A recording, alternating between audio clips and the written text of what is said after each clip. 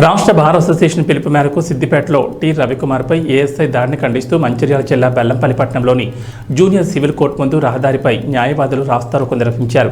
ఈ సందర్భంగా న్యాయవాదులు మాట్లాడుతూ న్యాయవాదులపై దాడి చేయడం అమానుషమని, కేసు విషయంలో పోలీస్ స్టేషన్కి వెళ్తే ఎస్ఐ దురుసుగా ప్రవర్తించి దాడి చేయడానికి నిరసిస్తున్నామని, ఏ పోలీస్ వ్యక్తి అయినా ఏ ప్రైవేట్ వ్యక్తి అయినా వారిపై కేసులు నమోదైతే మళ్లీ న్యాయవాదుల దగ్గరికి రావాలని, చట్టం అందరికీ చుట్టం కాదని, అందరూ సమానమేనని, న్యాయవాదులపై దాడిని ఖండిస్తూ ఎవరైనా కానీ న్యాయవాదులపై దాడి చేస్తే చట్టం తన పనులు చేసుకుపోతుందని న్యాయవాదులు హెచ్చరించారు.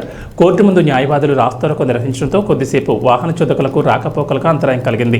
సిద్దిపేట న్యాయవాది అయిన టి రవికుమార్ గారిపై ఏఎస్ఐ అమానుషంగా దాడి చేసి అతను కొట్టడం జరిగింది. దానికి నిరసనగా మాకు state federation of bar associations అన్ని కలిపి నిరసనకు పిలుపునిచ్చారు. పిలుపునివ్వడం జరిగింది. దానికోసం గాను తెలంగాణ రాష్ట్ర వ్యాప్తంగా అన్ని బార్లు నిరసన తెలుపుతున్నారు. కావున మేము కూడా నిరసన తెలుపుతున్నాం. దీని మీద ఆ ఏఎస్ఐ ఎవరైతున్నారో అతను తగు చర్య తీసుకొని ఆయన సస్పెండ్ చేయాలని చెప్పి నేను కోరుతున్నాను. ఈరోజు మేము రాష్ట్ర వ్యాప్తంగా ప్రతి ఒక్కరికి కూడా ధర్నా చేయడం జరుగుతుంది. ఎందుకంటే సిద్దిపేటలో జరిగిన ఒక న్యాయవాది పైన అమానుష దాడిని ఖండిస్తూ ఈరోజు మేము ధర్నా చేయడం జరుగుతుంది.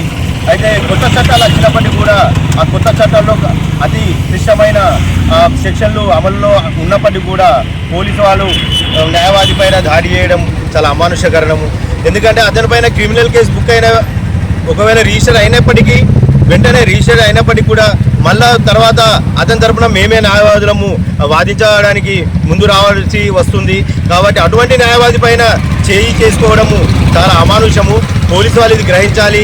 మీ పైన కూడా కేసులు ఏమైనా రిజిస్టర్ అయితే అదే న్యాయవాది మేమే దగ్గరుండి మీ పైన కేసులను మేము కాదు అని చెప్పేసి నిరూపించాల్సిన న్యాయవాది పైన ఇటువంటి చేతులు చేసుకోవడము చాలా బాధాకరము.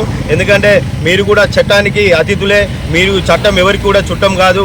కాబట్టి ప్రతి ఒక్కరు కూడా ఇది దృష్టిలో పెట్టుకొని ఏ న్యాయవాది పైన కూడా దాడికి ప్రయత్నిస్తే ఇది పోలీసు వారే కానీ మరి ఏ ప్రైవేటు వ్యక్తులు కానీ ఇటువంటి సంఘటన చేస్తే కఠినమైన చర్య ఉంటుందని చెప్పేసి సిద్దిపేట న్యాయవాదికి మేము అతనికి ప్రొటెక్షన్ కోసం ఈరోజు మేము ధర్నా చేస్తున్నాము.